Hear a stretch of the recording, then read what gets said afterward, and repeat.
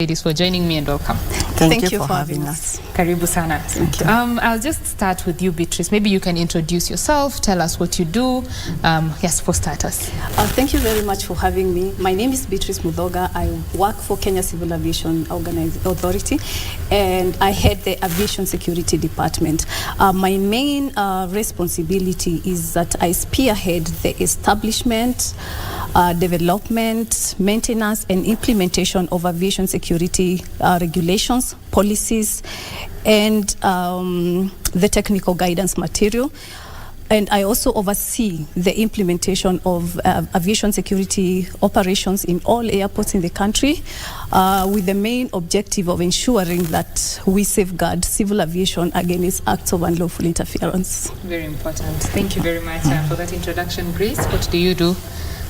Thank you for having me this morning. Karibu sana. Let me start by saying a hello to all the viewers. My name is Grace Ngungi. I am a CEO at Al-Habib Cosmetics in East Africa Limited.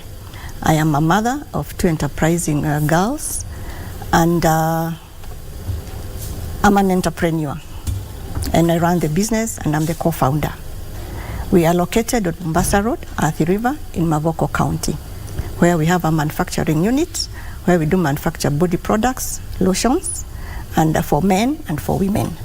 And we also manufacture disinfectants, dishwash, hand wash, and any other products that are related to the above. Mm-hmm. That's what we do. Awesome. Yes. Let's get a feel of how you got to where you are right now, yeah? Yes. Beatrice, how did you get into the aviation industry? And considering that aviation, especially the security bit of it, is very male-dominated, yes, how did you get in there? Yes, it is true. Actually, aviation security especially is male-dominated.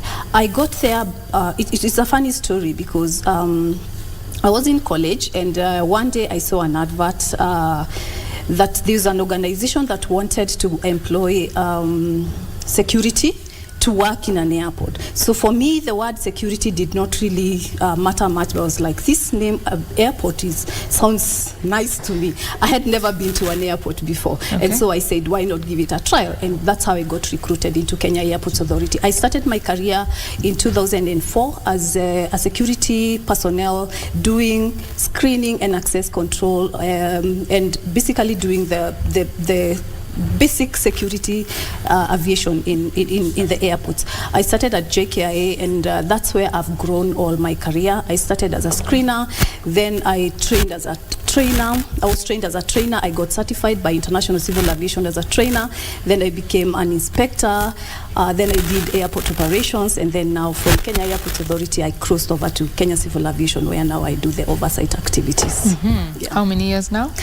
18 years of experience in aviation security, yes. And it's true, the career is mainly male-dominated, but right now we have quite a number of women who are there. The only thing is that now we should take the next step of taking the leadership role. Taking the leadership role. Yes. Wow, we should understand how you got to the leadership role in the first place in a little bit. Yes. Grace, tell us, how did you get into entrepreneurship? Entrepreneurship has been a passion that I've always had, and it started long way ago. In school, I remember I used to bake cakes, and I used to make little dresses for people, and I would get a bit of cash.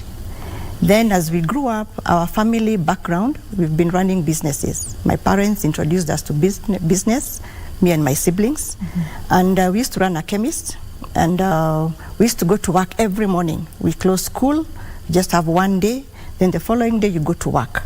So the discipline of waking up in the morning, the discipline of running a business, the discipline of checking how things are, and the integrity was dawned in me. And I went to college. My background is in fashion and design.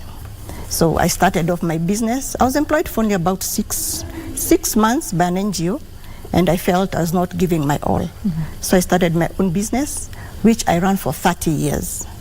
Then as time went on, I realized I need to leave that department or that session for the upcoming designers and look and be able to progress and uplift myself in another different direction.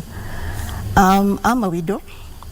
Me and my husband, we had said we want to try and get something that we can have retirement on, something that we can eat when we retire.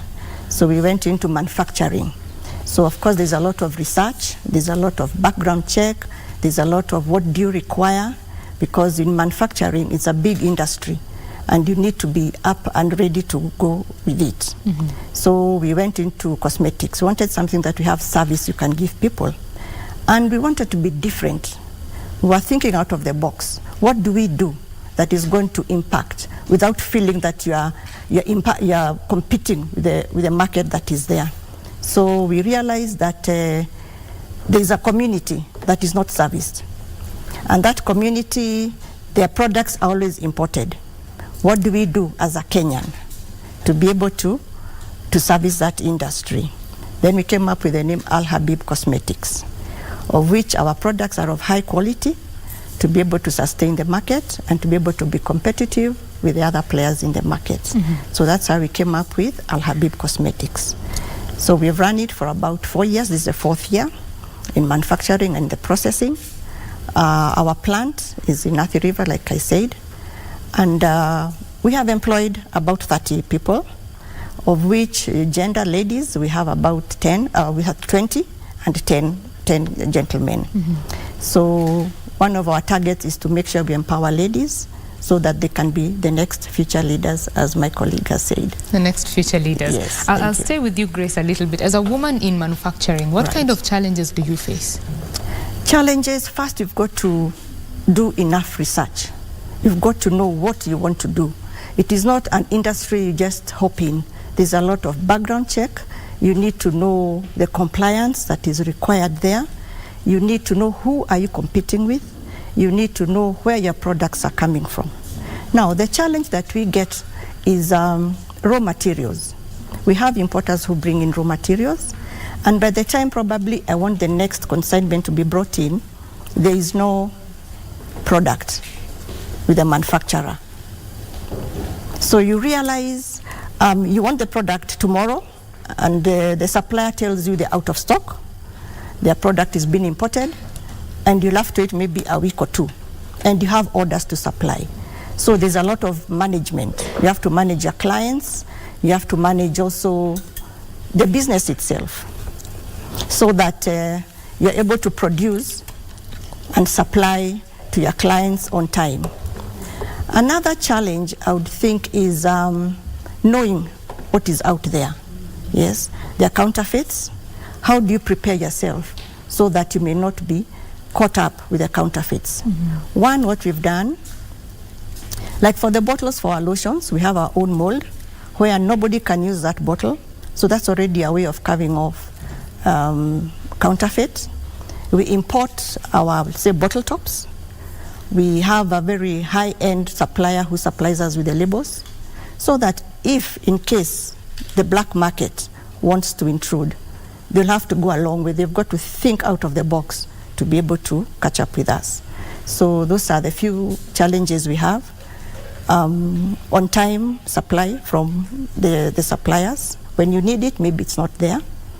And then two, like I said, how to carve the counterfeit department. Those are the major ones. Those are the major challenges. Yes. Ladies, you're both leaders in your respective fields. Yes. Beatrice, I would like to understand from you, I mean, you entered into an already male-dominated sector and then rose into leadership.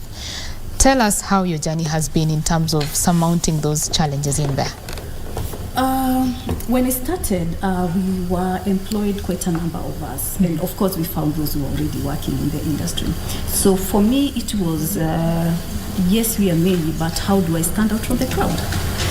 So what I did is that I never shied off taking up the responsibilities that were given to me.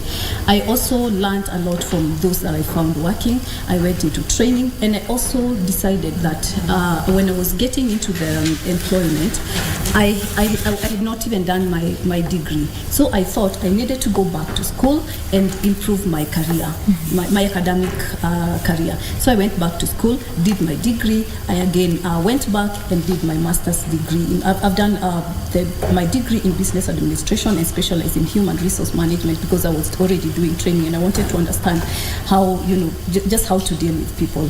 But then I thought that, hey, everybody now is a graduate, so how do I again stand out from that crowd? So I went back to university and did my master's in aviation. Going back to the professional career, I also really did a lot in terms of developing myself, in terms of the professional qualifications. So I did, when I did screening and access control, which is now basically what the aviation security personnel do at the airport, is that I thought I was good in that job, and then I asked myself, can I get into training and start training those who are coming in to do the job? So I got into training. I started small, then I got certified as an aviation security instructor by International Civil Aviation, and right now I train not only for the state but also for the International Civil Aviation, that is regionally or internationally when called upon. Then from there I also did, I went back to college and did the inspector's course. So now I'm able to inspect not only the airports in the country. I have inspected JF Kennedy, I've inspected Heathrow Airport, I've inspected CDG, I've inspected it's called Suvarnabhumi Airport in Bangkok, I've inspected Mumbai, I've inspected South Africa. So aviation security, what I realized about it is that it's because it's not local, it's an international it's an international field. You just have to get yourself out of thinking local and become international. So that's what I did. And luckily, the organization I was working for then, which is Kenya Airports Authority, really supported me in that. And that's how I got to find myself where I am. From being a screener, I was promoted to a supervisor. From a supervisor, I went to becoming a trainer. From a trainer, doing quality control activities for KCAA. And then from there, I went into airport operations, where I was deputizing the airport manager for KCAA. And then I thought I had done enough for airport operations. And then I moved now and went to KCAA, where now I do the regulatory aspects. So it's been a long journey. It didn't just come up one day, but what I would say, it's consistently improving yourself and not shying off from taking responsibilities that are ahead of you. Consistently improving yourself. I like that. Self-development is very important. Grace, in your practice, you're a woman in business. Of course, when the products are on the shelf, the consumer does not see this is from a woman in business, this is from a man in business. They are just products that they are purchasing. How do you set yourself apart?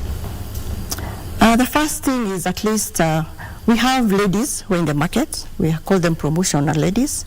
And one thing we've also told them to, when they're advertising or when they're showing the product to the client, to mention that it's Kenya made. It is made, the lady who is behind it is a lady. The product is a good product for both consumption for the ladies and for the men. And also to have constant interviews like this, so that there's enlightenment to who is behind Al-Habib cosmetics industry, so that when people see me or people realize that this is a lady behind it, they'll be able to relate with the product. That is one way. Another way is trying to sanitize and be able to talk to ladies out there in the market, to do CSR, to be able to give out products, like in the prisons and in homes, so that they're able to understand. And through there, you'll be able to be advertised, you'll be able to be known out there. And to make sure that at least I attend many seminars, I attend many functions, to be able to advertise who I am and be able to know who is behind Al-Habib Cosmetics. And through there, when people go to the shops, they'll be able to relate themselves with the product. That is one way that we are doing. Yes. And how much learning have you had to do since you delved into this business? About 7 years. 7 years. Like I said at the beginning, there's a lot of research. There's a lot of finding out what you need to do. There's a lot of research and development of the product, of the industry, of the machinery. The machineries that we have, we imported them, and they're very good, high quality machines. So technology, like the theme of this year, women, international women, is digital, meaning you have to be digital, all-rounded, so that even the staff that you have, you make sure they are trained so that they can be current. And then technology and innovation, which is one of the themes. That's the theme of this year's International Women Day. Technology, what are you doing about it? What are you doing to improve yourself, your workers, and your industry? So with technology, we have made sure that we have the systems. We have systems in place. We have checking ways of how to be able to work. And when it comes to innovation, we're all the time innovating 24/7. What new product that is required there? Through interviewing people in the market, what do they like? What do they want? What do they want us to provide for them? So we are always having R&D, research and development all the time in our department, where we have QA, which is quality assurance, where we make sure all our products are top-notch, required by the law, by KEBS. And you also have to be very compliant so that you can be able to have all the time to do what you know best in manufacturing. So those are some of the pointers that we look out for to be able to stand out there, and also to think out of the box. How different do you want to be? Like in my case, I said I'm a widow, so I made sure I learned what our dream was. And this is something I would encourage all women. If you're having a family business, please take time, please get concerned of what is happening, so that if you're in a position like I am right now, you'll be able to enter into the shoes are big, they're very big, but at least you know what to do, so that there's continuity, succession is there.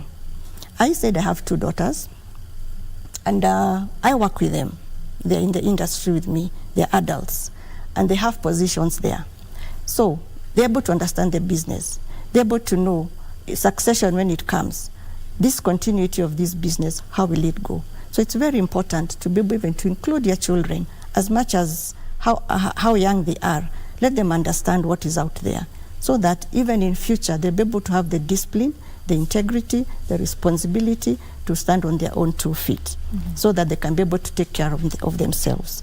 So those are the things that we look into, so that we make sure that we are relevant in the market. Right. Yes. Very important pointers there. Beatrice, I see you nodding in agreement about the mentorship bit of it. I'll ask you in a bit about that. But remember that International Women's Day is happening on the 8th of March, but Kenya is having its celebrations today. They are ongoing at the Kenyatta International Convention Center. The President, William Ruto, is expected to address that particular gathering there. Of course, just taking stock of where, or rather how far the women have come in terms of empowerment, equality, access to opportunities, the challenges that they face, and what can be done to ensure that it's a bit smooth sailing. Remember, those are pictures from the KICC, where the celebrations for the International Women's Day are ongoing there. We shall be expecting the President, Dr. William Ruto, to speak a little bit later, and we shall be bringing that to you live.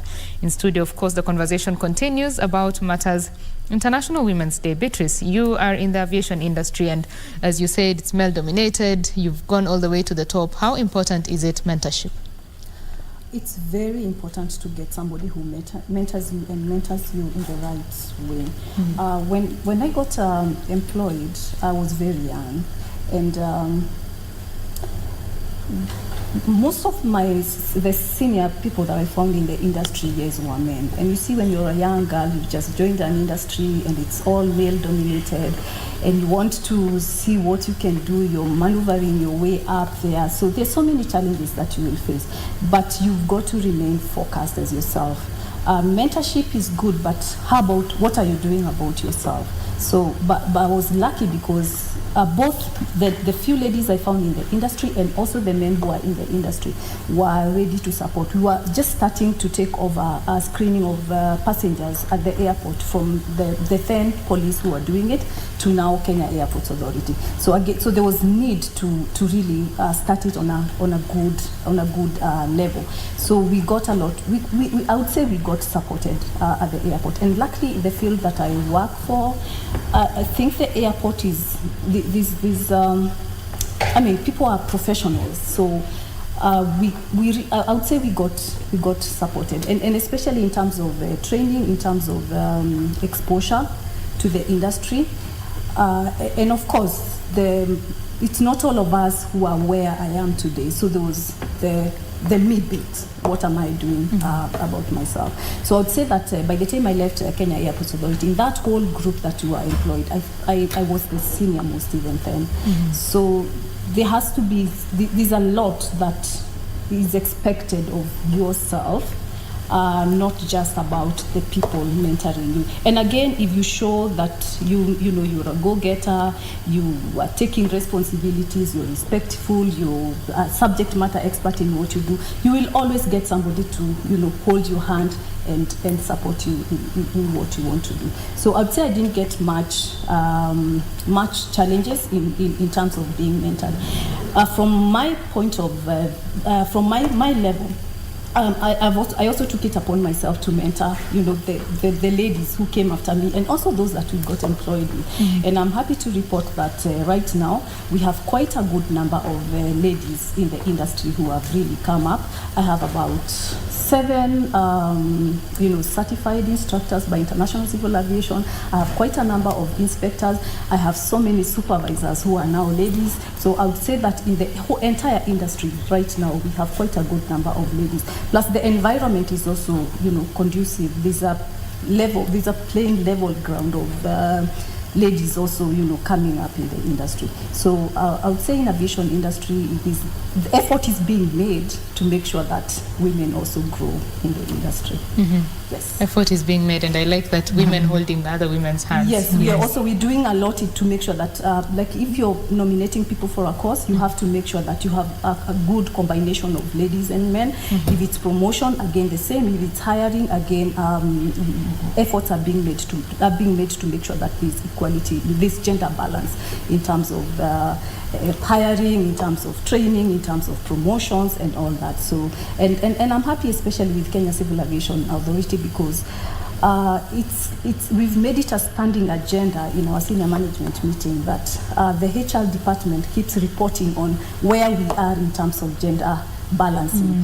And we are not there yet, but there's deliberate effort to make sure that there's gender equality, and we are not doing badly right now. That's what I would say. I mean, as women in aviation industry, and especially from Kenya Civil Aviation Authority, I would say we've made some strides. You've made some strides. Yes. That is a good report, and we hope for more of such. Exactly. Right. Grace, what is your comment on women holding other women's hands? The first thing I would encourage all women to know that they are the backbone of their family, and in extension, even to the business. When you are in business, it could be whatever you're doing. For my case, it's manufacturing. You can be a manufacturer. It's good to encourage women to start wherever they are, to think big, to start small, and to start now with whatever you have. Manufacturing is a big word. Even the spelling is big, and people are scared of it, yes? But it's up to you to start knowing what to do with yourself. And when you have confidence, of which that's what happens, most ladies don't have that confidence because there's nobody to advise them or to hold their hand and show them this is the direction. When we are there, we have already gone through the steps. We've seen the potholes. So our work is to help them avoid those potholes that we already went in and filled. So advising ladies, especially in business or in whatever they are doing, being a leader or doing a business is not a destination. It is work in progress. And to have success, it's an ongoing project which you go on building yourself by learning, by being current, by knowing. And don't have pity parties for yourself, yes? And team yourself with the like-minded people. Take it as an initiative. Decide on your own that this is what you want. Start with yourself to be able to attract the right people. We're able to handhold you and tell you the trends and be able to advise you. And also mentor you and mentor your children. Like I said before, it is good to handhold your children, you first as a mother or as a lady or as a woman, as a feminine person. I mentioned at the beginning, we do CSR. For example, we visited Naivasha prisons. What are they normally taking, the ladies?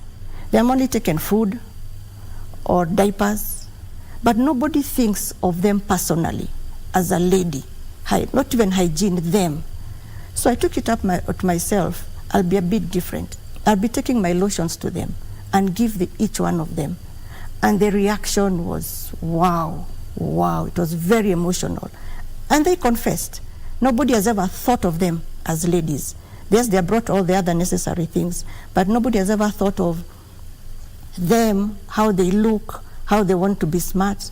And I told them, next time I'll come even with makeup, so that you also look nice, so that it starts with you. And you are here as a lesson. Nobody is here to judge you. It is you.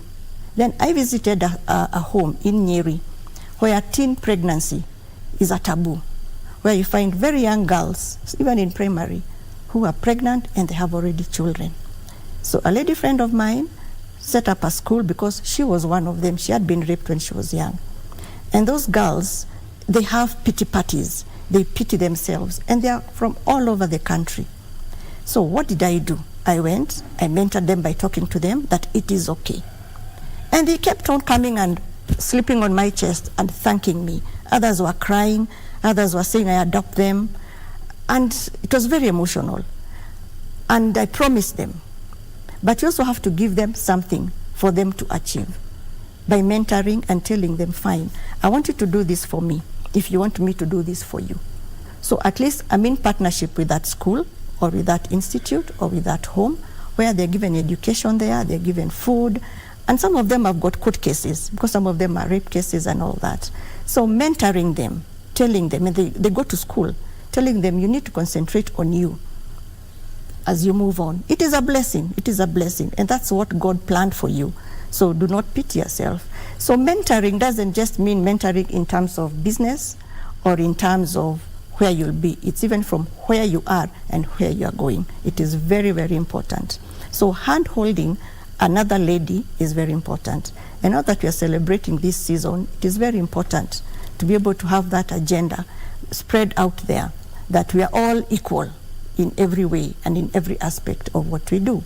And it is very important to identify yourself as a lady, as a woman, as a beautiful lady, and appreciate yourself so that you're able to attract and you're able to be confident. And in whatever you are doing in future, you'll be able to have that vibe, to be able to know what you're doing. Mm-hmm. So mentoring is not very deep. It's just relating with a person and relating with the situation at that time and telling them it is okay. It is okay. And take life a step at a time and be on the good side. Be intentional also. Don't just move on. Be intentional with what you want to do. Be intentional with where you want to be. Be intentional with your goals. Get to know what you want and work on those goals and work on yourself. That is what I would advise them. Right. I think you've brought up a very important point of the challenges that women go through in terms of societal and cultural perceptions of women. Mm. And we don't live in isolation. Yeah, we live in this society, and these cultural perceptions affect us as well. So even as women are working towards achieving the best that they can in aviation, in business, how do they go around these challenges, the societal and cultural perceptions? I start with you, Beatrice. I would sort of say, maybe I'd not say I'm married. Mm-hmm. And I have 2 children. I have a daughter and 2 adorable teens, a daughter and a son. And this issue of the challenges that women go through, I think they start from our homes. And there should be deliberate effort for us to be supported from our families. And I would like to thank my husband because he's been my pillar. Yes, he's been my pillar. He's been very supportive in my career. Probably I wouldn't be where I am if it was not for him. Because he keeps encouraging me, you need to go back to school, you need to do this, you need to do this. And when I do all that, then I one day sat and said, hey, this is good because I also have a daughter in the house who is looking up to me. So when we get supported from the family, so when you step out from your house and you have that peace of mind, somebody has your back and all that, then you're able to face any challenge that comes your way. Because at the end of the day, even if it gets too tough, then again you still have a shoulder to go and lean on. So that is what that has been one of my pillars. So the society, you see, like you'd go for an interview, you get interviewed, of course you'd be many, and when you get a position, I'm not talking about me as a person, but you will obviously have people say that probably you're given that position because you're a lady. But hey, we get positions because we deserve them and we are qualified for those positions. So we should be able to stand out and say, and you know, we should be subject matter experts in our own field. And if positions are advertised out there, we should be able to go compete for them. And once we get those positions, we should take up the positions because we deserve them. We are qualified for them, and we are rightfully there. Not because we are women, but because we have qualified for the position. So when I'm running my day-to-day errands in the organization, being a woman is okay, but it does not cross my mind. I do my job because I'm a subject matter expert in that job, and I have decided that I have to walk with my head high. Not because I'm a woman, but because I'm a professional in that line. And yes, the society will always judge you, but if you keep listening to what the society is saying, you will never move. Can you just do your thing, walk confidently, do what you're supposed to do, and you know, lead by example, be a good role model to the others, and everybody will be like, yeah. So they will join in into that. And also, of course, we have the vulnerable in the society. So we have to keep encouraging them on day to day. We have to keep telling them that it doesn't matter even if you're a woman or even if you're a lady, you still have a whole life ahead of you. And what you need to do is to carry yourself with confidence, improve yourself, and wherever there's an opportunity, go for it. I think that is it. But the society will always, we are always disadvantaged in terms of the society. They will always look at you, and the first thing they see is, when somebody looks at me, probably they will not see a manager of aviation security, they'll first of all see a lady. But what the most important thing is wait until then you sit down and have a discussion, and then you realize that this is not just a lady, it's a subject matter expert in their own field. So we have to step out and do what we do and do it the best. And you're here, you're heading this particular show, you're a lady, we are proud of that. So it's a good, and look at her and the industry she's in the manufacturing industry, she's really, you know, talking very highly of it. That is the way to go as women. All right, that is the way to go as women. Grace, your thoughts on what she said, and have you gone through these challenges, and how have you gone through them? I mean, how have you surmounted them?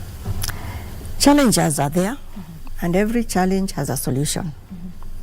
Look at the challenge, see how you're going to work on it. For example, last year we had an exhibition at Pride Inn, a clean expo exhibition, and we exhibited our products, and we exhibited all what we were doing. And the guests or the visitors who were coming to find out, they were asking, who is the owner? Or I introduce myself. I say, my name is Grace, or I give out my business card. They look, they say, a lady, Ngungi, or Grace, and Al-habib. How do they match? So there's a lot of awareness explaining to them. Already there's an eyebrow raised when people look at you as a lady. But as my colleague says, you've got to have your chin high. You've got to be like that racing horse with covered heads when they are racing, so that you don't get distracted. You focus on what you're doing, you focus on your goals, you focus on your mission, you focus on your vision, and you focus on what you're doing, so that you don't have time to step away. Yes, the society is there, and it is good because it balances society. If we were all on one side, there would not be a challenge. And it's good to have a challenge so that you can know how to move. And challenges are good. Challenges help you sharpen yourselves. So like in the industry of manufacturing also, like I said, when you step out there, especially in the sales, people are very negative, one, because this is a new product, they don't know it, they don't understand it, and people are still loyal to what they use. So there's a lot of awareness, there's a lot of talking to them, making them know that this is a good product, this is a product that is good for you, There's a lot of giveaways. There's a lot of activation so that people may understand. And I'm happy to report at least the product has been accepted in the market. And I'm also happy that at least we haven't gotten complaints that the product is affecting them or anything like that. So those are the challenges that we or I face, especially as a lady, and especially the name of the company and who we are. So there's a lot of explaining. And people get, they say, that was very clever. That was very good. How did you think about that? Can you come and talk to my people at work? Can you come and tell them? And a lot of teamwork. There's a lot of teamwork with your team, especially as a lady. And like I said, a lady is a backbone. So even of home and even in extension at work. And we have listening ears. So with the workers that you have or the team that you have, it's good to look at each person individually because you all come from different backgrounds, you all come from different challenges. Don't be just across the board. Take one more step so that you're able to discuss with your team, you're able to know what their shortcomings are so that they can be more effective. And that is another, I would call it a good challenge because it's something that you have to be purposeful and very, very, very purposeful to understand and to give back. Like for us, we have birthdays every month for the birthday babies of that month. And we had for February, and one guy said he has never been given a birthday. And he was like, wow, wow, wow. We do that. Christmas times, we have parties so that people are able to relax, people are able to understand. And with those little challenges that they have, which I don't even call challenges, I would say they're just steps to life. Because if you use the word challenge, it only has like a way that I have to sort it out. It's just a step in life of how we are going with the life. And with life, you have to do life. So it's very important to be able to identify your shortcomings or your challenges, to be able to know what solutions. And you can work backwards. You can know a challenge is coming up through your research, through your findings, and even through what is out there. You're able to know this might rise up one time. How do we deal with it before it gets on to us? So, for example, ladies, like I said, I've employed about 20 ladies. Yes. How do I deal with them when it comes to their personal challenges? So we discuss with them beforehand so that when the time comes of anything, we already know what solution to offer at that particular time. Say, for example, I would ask one lady, call a good friend, or let me have all the numbers of your good friends. If anything happens at work, we know who to call. Or if anything happens, or if you're not there, we know who to find out where you are. Because that's going to be a challenge for us when it comes to work. Because again, with work is life. And doing business, it's a life of its own. Business does not know your personal issues, but how do you deal your personal issues to integrate with your business? So it's always good to get a solution because you're going to know forehand that you're going to have a certain challenge. So that's very important. Right. When you talked about the birthdays and celebrations, it just crossed my mind that sometimes embracing femininity in the workplace is a good thing. You can channel it to, you know, bear some fruit like that. Maybe men would not even think of celebrating birthdays and, you know, the soft things. But for women, we have a power there. I would like to learn or just hear from you if there was a time that you ever failed. How did you handle the failure or mistakes? How do you handle that? And I have heard from many women leaders that the bar for women is very much higher than that of men. Yeah. So how do you handle mistakes or failure, Beatrice? You cannot be 100% all the time. There'll be good days, there'll be bad days. And falling is not a problem. The problem is when you fall down and you stay there. And what you do when you fall down is wake up, dust yourself, and keep going. Of course, there are days when you find that what you wanted to do, you didn't touch. And like in private business, in like where I work, whatever I do is not wholly dependent on me, right? Because I have somebody to report to, and that person reports to somebody else, and I have now people reporting to me. So what happens is that if I realize that we've not done well in an area that we were supposed to do, then I have, luckily, I have a very good director that I report to. So what you do is consult with your senior people, and also make everything consultative, because you realize that you're also not you're always not, you don't know everything. You must also bring everybody on board, consult with them. You'll always realize that there are people who knew something that you didn't know. So what we've done is, what I do personally is that whenever something doesn't really go right, I don't dwell on that mistake or what has not gone well. I mainly see how to get out of it and get out of it quickly. And especially when you look at aviation security. Aviation security has no room for failure. Right. Let's begin there. Because that 0.01% failure is what can cause death or destruction. So we do not actually have any room for failure. So we try to do things the way they're supposed to be done, but in the event that we realize that there's something that is not going the way it's supposed to go, then we'll quickly come together and discuss an issue and see how to get out of it. So we also depend much on, other stakeholders in the industry.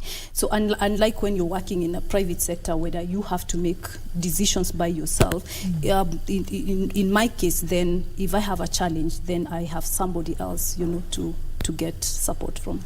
Mm-hmm. Yes. For you, Grace? But also, not only at workplace, you will also realize that even when you're dealing with your family issues, you'll always have challenges here and there. And so it's always good, as you said earlier, to get somebody to mentor you so that when things are not going right, then you have somebody that you can talk to, somebody who is more experienced than you.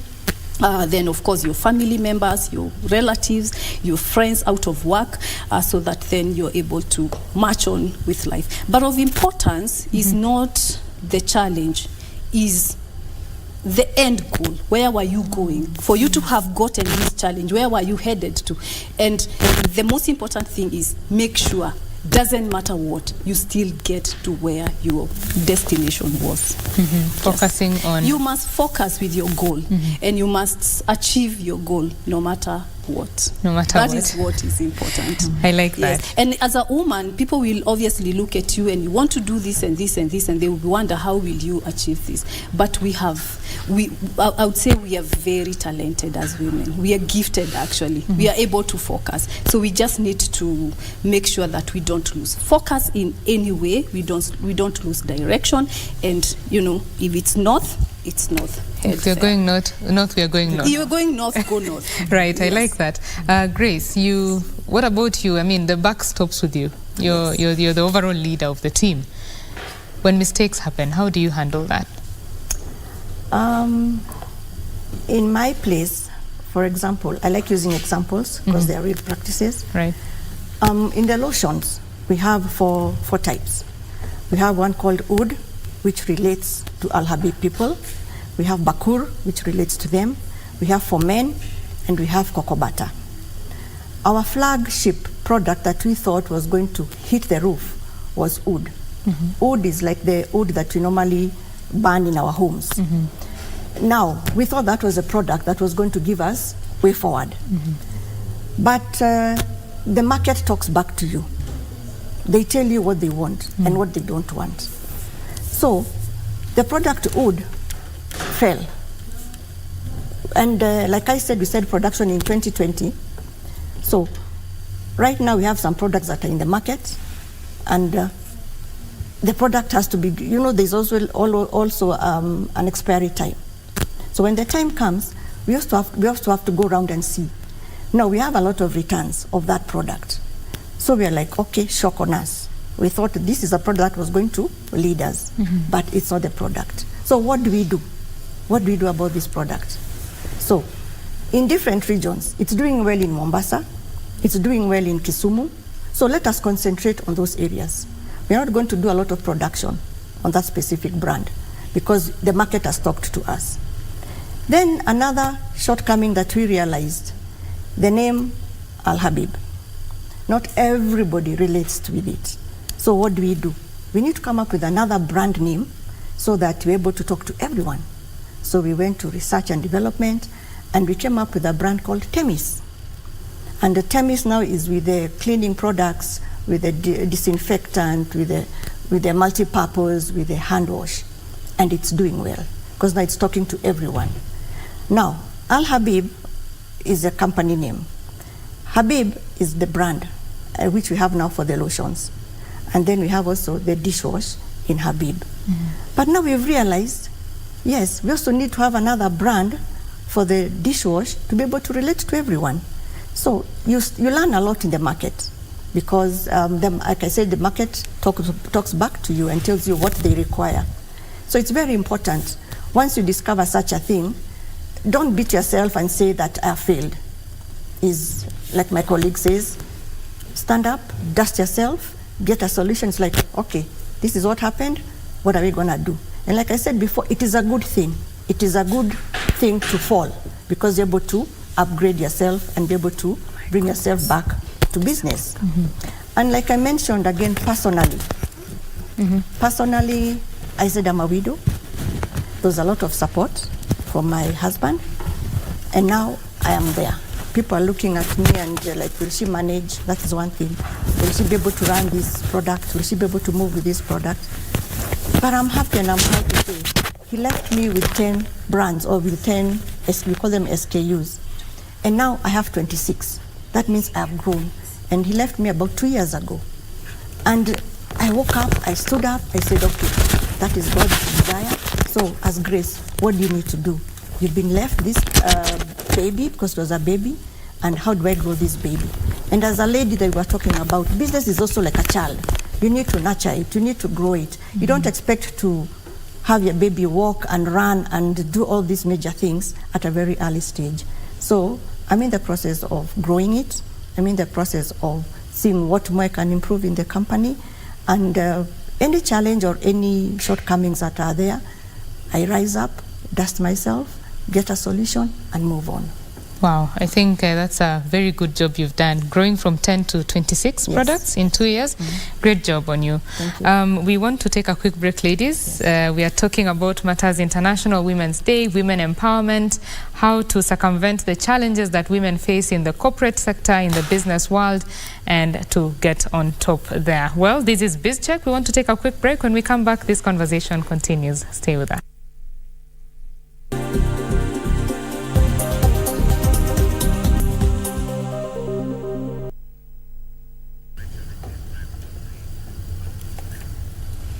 Thank you for staying on Channel 1. This is BizCheck, and my name is Betty Kiptum. Remember, you can interact with us online.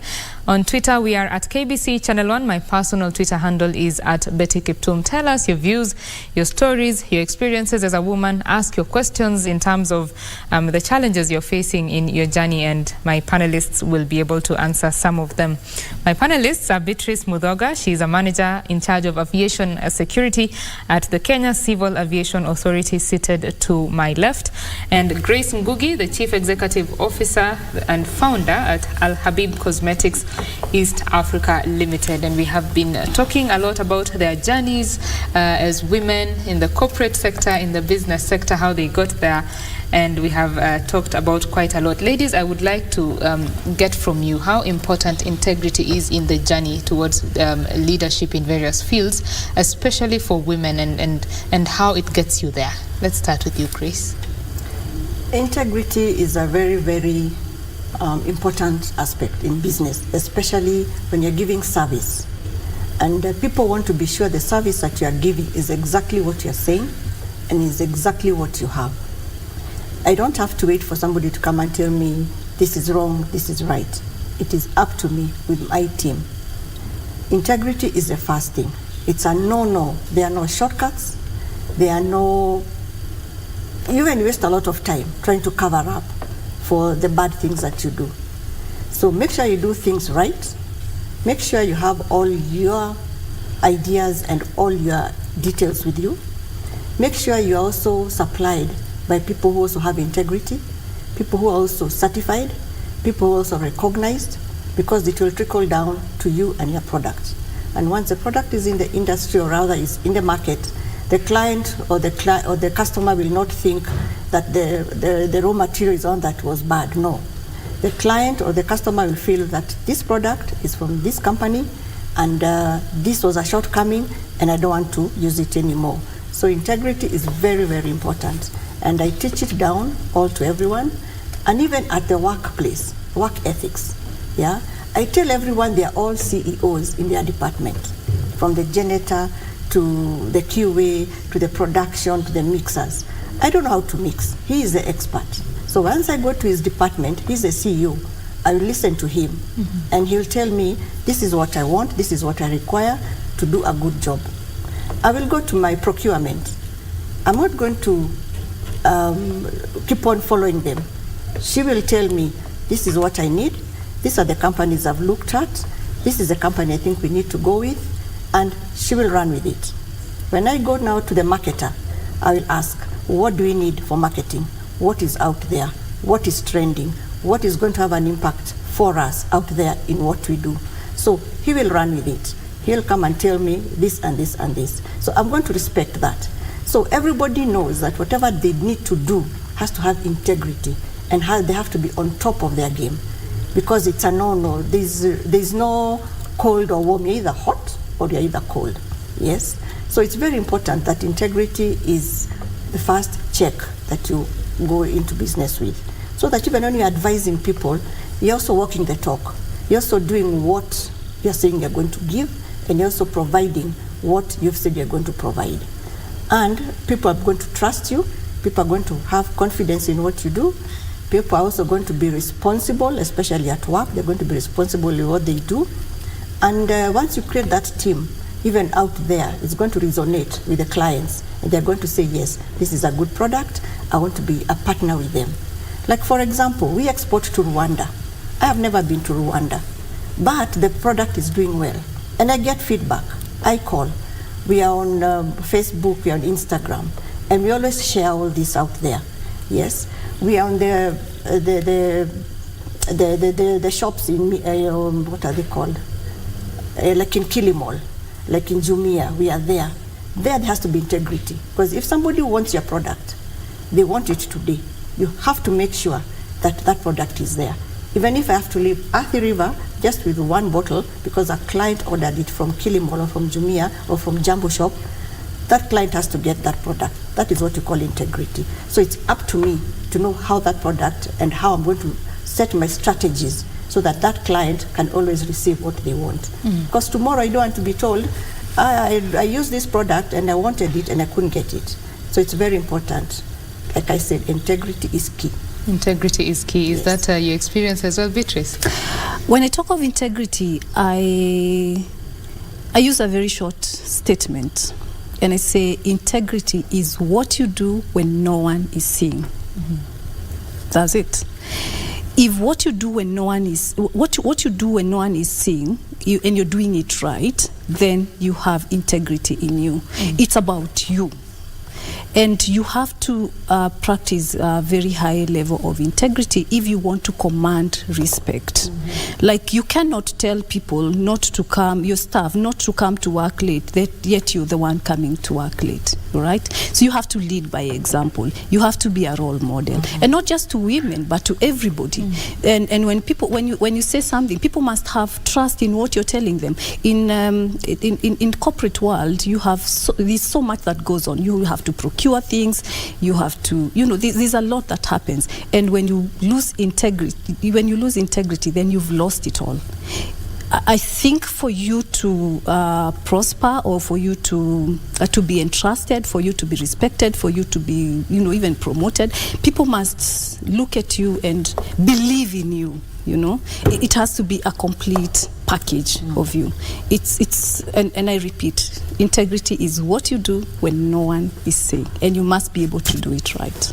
You must be able to do it right. Yes. When Grace was speaking, she mentioned about the mixer being the CEO of his work. Yes. Yeah, and that when she goes there, she has to listen to him, and, Yes. and because he knows, Yes. or she knows what Yes. is required for the product to thrive. So I would like to understand from you ladies, you are sitting in leadership positions. Of course, there are people who you report to, as you said. Yes. But there are people who you lead. Yes. How much does listening to your juniors affect your work and even improve you as a leader? I lead a whole department of aviation security, experts. I call them experts. And they're experts in their own field. I'll have somebody in charge of quality control. I have somebody in charge of training. I have somebody in charge of document review. I will not be able to do all that. If I send my teams on the field to go and do inspections in the airport, there will have to be a team leader. And I have to listen to them before I make any decision, or we have to sit down. Of course, I'll make the ultimate decision, but it will be, we do consultation, we do consultative meetings, because I'm not an expert in everything. Like I told you, I joined Kenya Civil Aviation last year. They've been there longer. They understand the organization even better than I do, and the way they've been doing things. So I've learned so much from them, and some of them are so good. Like I have those doing document review who are so good. It's not everybody who can do document review. Like I do not have the patience of doing that. Okay. So you have to rely on them, and you just do you support them, you lead them, you support them, and you provide a good working condition for them to thrive in their own field. So listening to them, it's not a choice that you have when you're a leader. You have to listen to them, you have to support them, and you have to make sure that the environment is enabling for them to be able to do their work. Not only to them, you also have to listen to your seniors, because again, this is what is expected for you from them. So listening is both ways. You have to listen to your seniors, you have to listen to to people that you work with, you have to listen to the industry. Like from where I work, it's a regulatory organization. So we regulate the entire industry. So you can imagine the entire aviation security industry, the entire industry. And you're talking of JKIA, Mombasa, Malindi, whatever. It's the whole country. So you have to listen to everybody. And in security, if you don't listen, then that's a recipe for fail. Because how then are even people going to tell you that there's a problem here, there's a problem here that needs to be fixed? So listening is not an option that you have. You have to listen to everybody. And it's not just those people that report to you. Yeah. You have to listen even to this lady who cleans your office, because they came to the office earlier than you did to clean your office. And what you don't know what they found there. So it's good to just go, say hi to them, have a small conversation with them, listen to them, and get to hear what they have to say. So listening it's a virtual. Not everybody who can listen. We are not all good at it, but it's something that you have to keep trying to improve, because you do not have a choice to listen to the people, and somebody will always know something that you don't know. Right. You keep learning every day, and learning is a continuous process. Learning is a continuous process. Yes. Grace, I see you nodding. Yes. In agreement. Yes, I was just going to say the same thing, that learning is a process. Knowing every day is a learning day. You can learn even from your child in the house. You can learn from anyone, from the gardener, from you, from anyone. So being a leader is not a destination. It's a continuous job. And I have an open door policy in my place. I have made everybody my friend, because I want to listen. And like I said, everybody has their own way of conveying themselves. Some of them are very, very subtle. Some of them are outgoing. Some of them I just need to read their body language and ask them, what is happening? Are you okay? They may not say yes or no, but you can tell from their facial expression, from their body language, that they need to talk. And my place is a safe space. And I tell them, whatever we discuss, even if it's any personal issues, it's a safe ground, it shall remain with me. And if there's any solution I can be able to provide, I do provide. They come with their personal issues. And as we talked about integrity, if they want an advance, if they want something, I'll give them my personal money. And they tell me at the end of the month, after I'm paid, I'll bring it to you. And I ask them, how do you want to pay it? If you want to pay it all, you pay. If you want to pay it in sessions, you pay. And I don't follow them. And it's up to them. So they'll say, forgive me this month. I'm like, okay, when you're ready, I am here. So I always listen to what they say. And I tell them, they are my ambassadors out there. This company is not mine alone. Take ownership.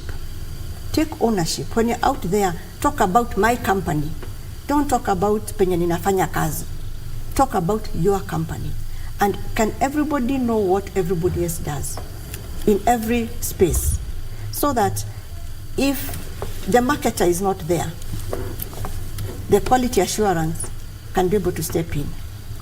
We have fortnight meetings with everyone, and everybody contributes. And everybody brings suggestions. And they tell me, I think if we did this, this would be better. If we looked at it this way, it would be better. I have a friend, I have a colleague, I have a brother who can assist us in this little shortcoming. Others have engineers in the homes. Others have quality. They'll be able to assist. So it's always good to listen. And if somebody wants me to talk to somebody on their behalf, I'll do so. Of course, it has to be something good. And if they want somebody to listen to, I always tell them, me, I'm here. My phone is always, my number is always open. Call me.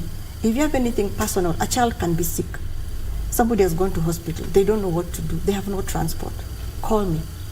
Another day, a lady just fell outside the premises as we were going home.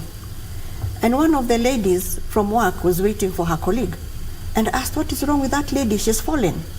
So we all attended to her. She had her personal medical conditions.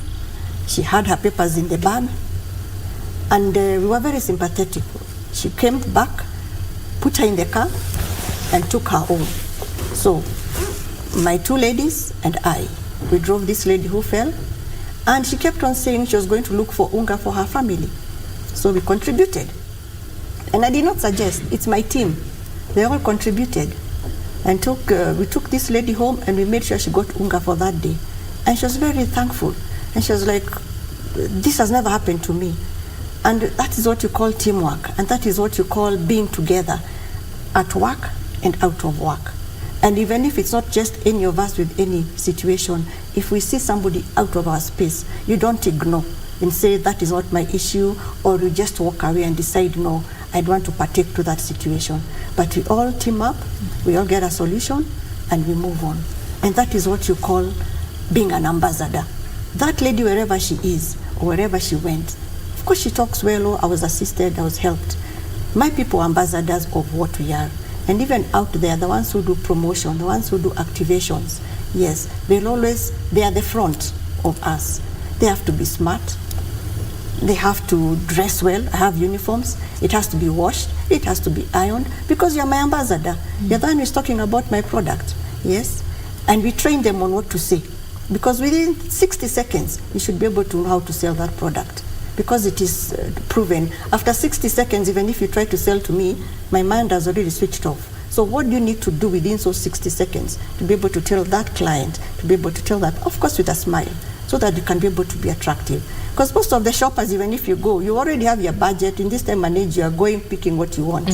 And you don't want to be distracted by this lady here about what they are doing. So there's also that technique of trying to even listen to what. And you get a lot of feedback from the market, from the clients, that this is what they want from us. So we really appreciate a lot of listening, and everybody also listens. I too will call somebody and we'll talk things that are not even relevant to work.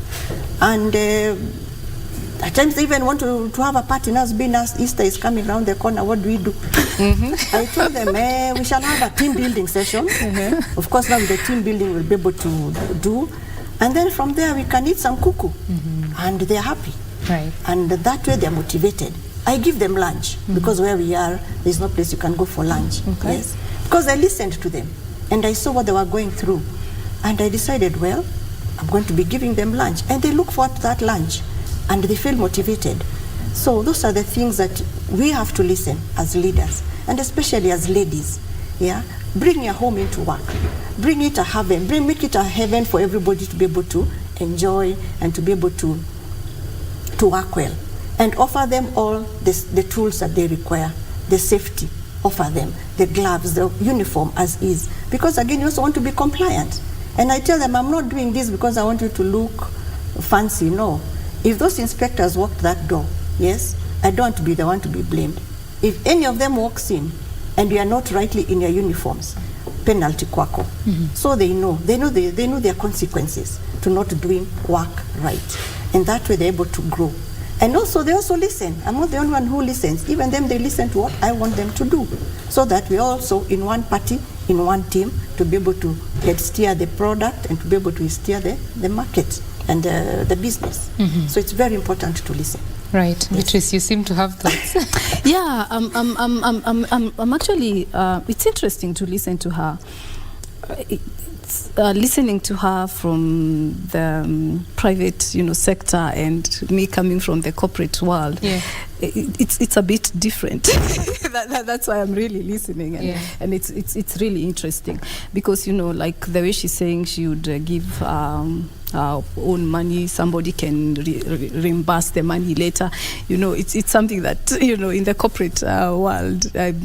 It doesn't really happen because if you need a salary advance, then you have to follow the right channels of getting that. So that's why I'm really it's interesting to to listen to how the private businesses are run. I've never run a private business. My husband is into business, but I support from an arm's length. All right. Yes. So. Ladies, I would like to get your thoughts on something that most women brought up in a society or a home where the voice, you keep it down, a woman is supposed to behave like this, and some women get into the corporate world and they still have that mentality. So sometimes it's very difficult for women to find their voice and find or build their confidence and even take up these leadership roles.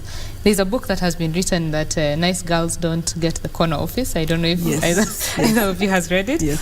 But it's very important for women to find their voice. So I would like to know from you, how did you find your voice as a leader? I think for me it started from home. Okay. I got I come from a, okay, let me start. It started from my mother, when I was born. My mom is late, may her soul rest in peace. But my mom brought me up a very confident girl. And my dad had passed on when I was 2 years old, so I was brought up by my mother only. But there's no day that we sat down to feel pity on ourselves. My mother made me believe in myself, and she made me believe that I can be what I want to be, if only I work hard. She kept repeating that and repeating that time and again.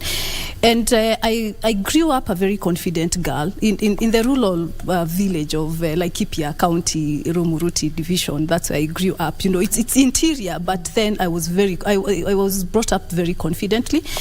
And she made me believe that I have everything that it takes to make me what I want to be. And so when I got into when I grew up and started, relationships, again, I would say I was lucky. I got a husband who also, respected my personality as a confident woman. And she has always, supported me in that. Well, I always raise my voice. If I think something is right, it's right. If I think something is wrong, it's wrong. Okay, sometimes I'll get into a conflict about that, even with him. But it's what I think, So I've never, suppressed my voice. At workplace, the same thing. If I think this thing is right, it's right. If it's wrong, it's wrong. And usually, before I say something is wrong, I'll have, weighed all the options. So it's what you said. Some women get into the corporate world and they think their voices are still, down there. It requires those who are in leadership to make them believe in themselves. And it doesn't just happen. Number one, you cannot believe in yourself if you don't, if you're not good in what you do. Mm-hmm. So the first thing you do is to make sure that you provide training. Mm-hmm. And then you do mentorship. Once somebody is well trained and they're good in what they do, then that raises their confidence in even, talking about it. But when you're not very sure about what you do, then you tend to shy off. So first of all, capacity building. You must do a lot of capacity building. You must expose, people. You must expose your staff. If it's your girls in the house, you must make them believe that, beautiful, they are intelligent, listen to them, mentor them. All other women in the field, you must make them believe that they know what they know. Also encourage them if they do something wrong, or if they're not really up to the required standard. Try to find out what the problem could be. And in most cases, you realize in the corporate field, if you find somebody who is really down, it's not about the workplace. It probably comes out of work. The issues that they're having or what they're suffering from comes from maybe back in the families or out of work. So what you do is, as a leader, is to try listen. Sometimes it's difficult, but you try the best you can, or you offer, like in workplace, you'll obviously have units that offer counseling sessions and all that, and those are some of the things that you can do to try to find out what the problem is. But basically, if in the corporate field you need somebody to be confident, they must be subject matter experts in what they do. That's what I believe in. But as women, we must also we must learn to walk with our heads high. Otherwise, if we don't, who will? There's nobody who will be there for us. So we must walk with our heads high. Yeah, we must walk with our heads high. I like that, and know your stuff. You must be a subject matter expert in your own field. Like I cannot be a subject matter expert in the product that she manufactures, but I must be a subject matter expert in what I do. And so when we sit here, you're a subject matter expert in conducting interviews and all these. I am an expert in my own field, and she's an expert in her own field. And that's why we can sit down, we can sit here and have a conversation. Right. So that is what is important. But capacity building for me is key, and I'm happy because I lead a team that is internationally trained. We offer from my department, we offer trainings not only here in Kenya but in the entire region, and we are actually a benchmark for the region and also for the world. We're doing very well, so I'm very happy about the team that I lead. That is good news, and I like the positivity about where your team is. Yes. Right. Grace, your thoughts on that? Yes, being a leader is one. As a lady, being a mother is two. Being a wife is three. Being somebody who is looked up upon is also very important. I second Beatrice by saying, as a lady, you've also got to have your head high, that confidence. But check yourself, know who you are. Like I said before, you attract what you are. You attract what is there. So as a lady, when you're at home, be mommy, be Mrs., do what you have to do. If you go to work, be the leader. And like I said, you cannot be a leader on your own. Being a leader means, as a lady, is you listen, and we're still going back to the same thing, yes, and train your people, and mentor your people, mentor the ladies, mentor the girls, mentor the men, mentor everyone. Be an example, lead by example. Let them say, I would like to be like Grace. I like what Grace does. I wonder what she does. Let them come and ask you, and you give them the story, and you be live, and you tell them, don't lie, tell them as is, as she says, beat the nail on the head, let it be. Yes? If it's a no, it's a no. If it's a yes, it's a yes. If it's time to play, it's time to play. If it's time to work, because you also have to be all-rounded as a person. So it's very, very important that as a lady, you set your boundaries. Get to know where your boundaries reach. Yes? And get to know also where people come into your space. Set those boundaries so that you can also be misused. Yes? You can be misused because from time immemorial, we Africans, right, we know how it's done, how it works. So how do you bring yourself differently? And I second her. My husband was also very, very supportive, very supportive. He used to listen a lot. He used to leave me to do what I feel is good, of course with a lot of consultation. With the girls, I have two girls, Paula and Sasha, adults who we work together with, and they were very good friends with the dad. And he kept on telling them, but you listen what mom has said, you listen what she has said. And when we go to work, all of us, they are not even called mom. I'm called Madam Grace. And some workers got to know much later that these are my daughters. Okay. I'm instilling integrity in them. This is the way you work. But when we go home, bring me that tea, bring me that, I become mom. Right. Yes. Right. So you never stop being a child when you're at home. You never stop being a mother. Yes. So across the board, whether you have boys or girls, they are all the children. And you instill integrity in them and make them look also that they have respect for what they do and for their workplace. Right. So as a lady, you've got to set your boundaries. You've got to set your boundaries and keep on learning and being current and know what you're doing. I'm always told, Mommy, always have an answer. You always have an answer. Or if something is happening, they're like, go and ask Madam Grace. She'll get you there as a solution. At times I'm brought for a situation, I don't know what to do. But you compose yourself, you think out of the box, get to know where to get the solutions, and have a database of people who you can reach out to. I'm also mentored. I don't know everything. This is a new field. I've never been in manufacturing, but with the skills and the exposure that I have learned before, and educating yourself online, know how to be a marketer, know how to do this, learn how to be a leader. It's also something that you keep on learning, you go on learning also, especially as a lady. You've got to do it more because the expectations are not what people are expecting. So you also have to meet the other people's expectations. Yes. I'm informed that we need to head over to KICC. I will give you just one sentence, really. Give me your closing remarks, Beatrice.